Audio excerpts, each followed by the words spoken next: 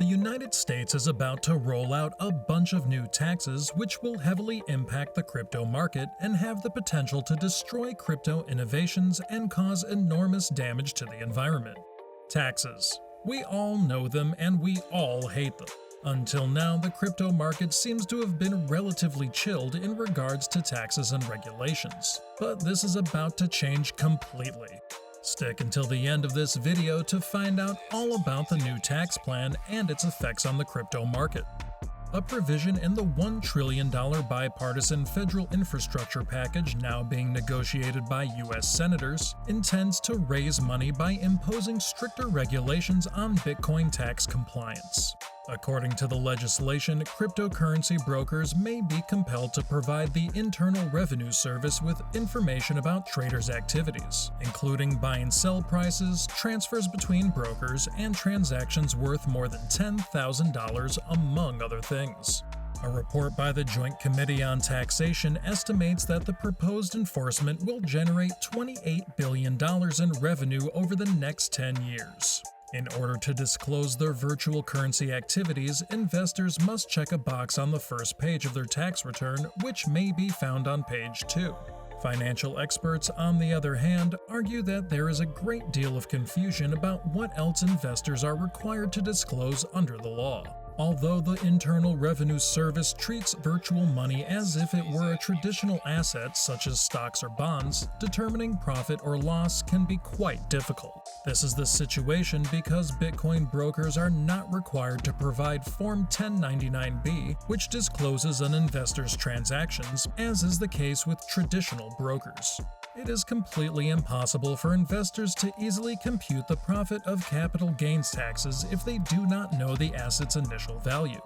A further problem is that many investors are not aware that their day-to-day actions may be subject to taxation. Consider the following scenario. Someone has $50,000 worth of Bitcoin and wishes to withdraw $200 from an ATM. Changing $200 in Bitcoin to cash will likely result in a tax bill for the seller. As part of the current idea, cryptocurrency brokers may be required to record purchase and sell prices, making it easier for the Internal Revenue Service to track profits and potentially boosting tax responsibilities for some investors. Pierre points out that even though the new rule will not take effect until 2021, Bitcoin investors may be able to avoid future taxes by trading in tax-deferred accounts like IRAs. Although it may be more difficult to obtain access to the funds without incurring a penalty, it is possible.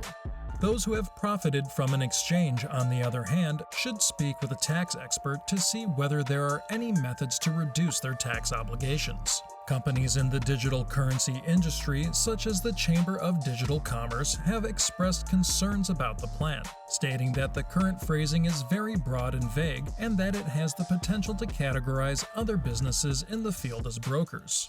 According to these groups, reporting rules will negatively impact firms that are unable to comply with them. Also, don't forget to share your opinions on this new tax proposal in the comments. As you would expect with such a controversial tax plan, the outcry from crypto organizations didn't take long to follow. According to Jerry Brito, an executive director of the Coin Center think tank, the proposed language was so broad that it would require extra reporting from many firms that do not have access to customers' transactional information. What do you think the reactions from crypto investors have been like? Is it a positive or a negative? I think you already know the answer. The Blockchain Association posted an open letter on Friday stating, "This is not a new tax on the Bitcoin business that Congress is proposing. As a result, it places extra reporting requirements on individual industry players who do not have the necessary resources to comply." The letter said the provision equates to an imminent threat to the budding crypto industry here in America. Kristen Smith, an executive director of the organization, said in a statement published on Thursday that the crypto industry was thrilled to see the new IRS guidance for exchanges' tax filings. According to her, the bill's language was hastily drafted. Smith stated, "So not only will these types of reporting requirements push businesses and jobs overseas, ceding American leadership in the crypto space to our international competitors, it won't collect the $28 billion Congress thinks they'll bring in." This new plan may already sound like a nightmare for crypto investors, but if it makes cryptocurrencies less popular, you might hope it could at least help the environment since cryptocurrencies are known to not always be very green. However, this couldn't be further from the truth. Recently, a group of senators led by Senator Mark Warner presented a solution that has garnered significant support in Congress, but has worried many Bitcoin aficionados due to its lack of transparency. Advocates are concerned that the uneven reporting requirements imposed by the Warner Amendment would result in a long-term split between different blockchain-based technologies.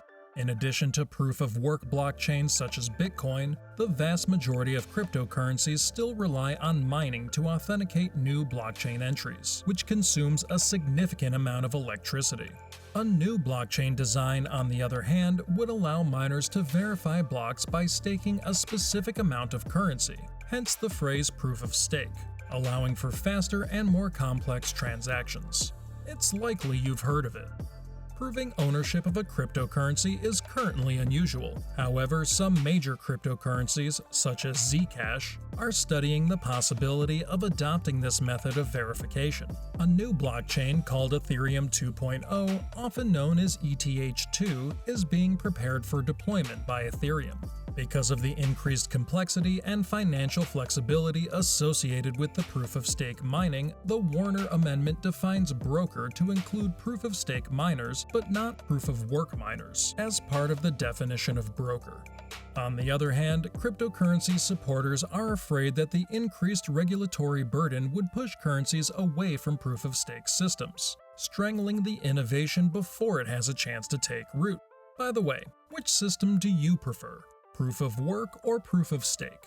Let us know in the comments section down below. The split is particularly problematic because of the high energy requirements of proof of work mining, which has been a long-standing stumbling block for cryptocurrencies that many had expected proof of stake systems to solve. Because of its impact on climate policy, Senator Wyden rejected the Warner Amendment, describing it as a government-approved safe haven for most climate-damaging form of crypto technology. The Wyden Amendment, which is a lot less radical than the Warner one, despite the White House's lobbying efforts, is currently being supported by the majority of Bitcoin organizations, including Coin Center and us, as the least damaging option. What do you think about this new tax plan? Do you believe it will seriously damage the crypto market in the long term, or will it actually not be that bad? Let us know in the comments section. This brings us to the end of today's video. Hit like if you believe in the future of the crypto market, and don't forget to subscribe to our channel so that you don't miss any of our updates regarding this tax plan and its effects on the crypto market. Also, watch the 2 videos that are on your screen right now, because trust me, you don't want to miss out on that information. Have a nice day, and I'll see you in the next video.